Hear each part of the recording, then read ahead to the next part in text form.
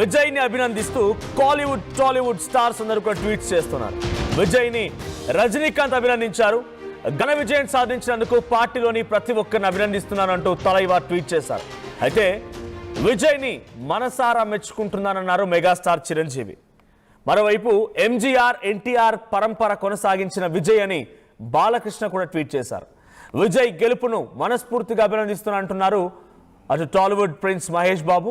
TVK chief Vijay success ఒక చరిత్ర అన్నారు విజయ్ దేవరకొండ. ఇక విజయ్ సక్సెస్ఫుల్ వండర్ఫుల్ అని రాజశేఖర్ కూడా ట్వీట్ చేశారు. పలువురు ప్రశంసలతో విజయ్ని ముంచెత్తున్నారు. సో మీకు ఒక్కొక్కరుగా వరుసగా ట్వీట్లు చూపించే ప్రయత్నం చేస్తున్నారు. సో మీ ఆర్టీవీ స్క్రీన్ పై చూస్తోంది ఫస్ట్ రజనీకాంత్ ట్వీట్ ఇది. సో రజనీకాంత్ ట్వీట్ చూద్దాం మనం ఒకసారి. Congratulations to Thiru Vijay, president of victorious Tamilaga Vetri Kazagam, and to the members of his party on their resounding victory in the recently concluded Tamil Nadu Legislative Assembly elections. TVK Vijay అని చెప్పి ఆయన డైరెక్ట్గా tag చేశారు. So నిజంగానే ఇక్కడ రజనీకాంత్ విషయంలో కూడా మాట్లాడాలి. Rajinikanth is a Thalaivi. డైరెక్ట్గా తమిళ ప్రజలు ఆయన్ని దేవుడుగా కూడా కొలుస్తారు. అటువంటి వ్యక్తి సైతం పార్టీ పెట్టాలని అనుకున్నారు, పార్టీ పెడుతున్నానని చెప్పి అనౌన్స్ చేశారు. త్వరలోనే పార్టీ రాబోతుందని చెప్పుకొచ్చారు. కానీ ఆఖరికి వస్తే ఈ రాజకీయ చదరంగంలో మనం సెట్ అవ్వమనుకున్నారేమో కానీ వెనకడుగు వేశారు.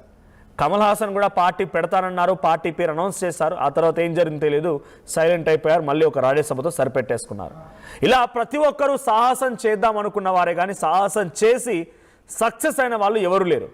అది తమిళనాడులో అయినా తెలుగులో అయినా ఎక్కడైనా కూడా ఇండివిజువల్గా సక్సెస్ అయిన వారు ఎవరు లేరు. For the first time cinema industry మొత్తం కూడా ఎక్కడైనా ఎప్పుడైనా ఎప్పటికీ గుర్తుండిపోయేలా గుర్తుంచుకునే వ్యక్తి టీవీకే విజయ్.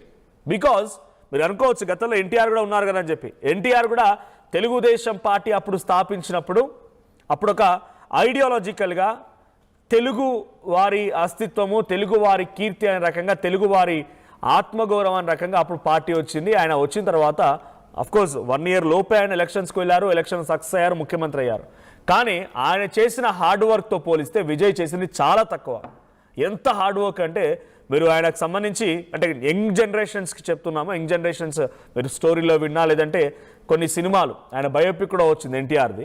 సో ఆ ఎన్టీఆర్ బయోపిక్ చూసినా అర్థమవుతుంది. ఎక్కడెక్కడికో తిరగడం, ఎక్కడెక్కడో పాదయాత్రలు చేయడం, ఎక్కడెక్కడో బస్సులతో వెళ్ళి మీటింగ్లు పెట్టడం, ఆయన వెళ్ళిన చోటల్లో కొన్ని వందల మంది, లక్షల మంది జనం అక్కడికి గుమికూడడం, చాలా గ్రౌండ్లో హార్డ్ వర్క్ చేశారు. ఆయన ఒక అస్తిత్వాన్ని పట్టుకుని ముందుకెళ్లారు.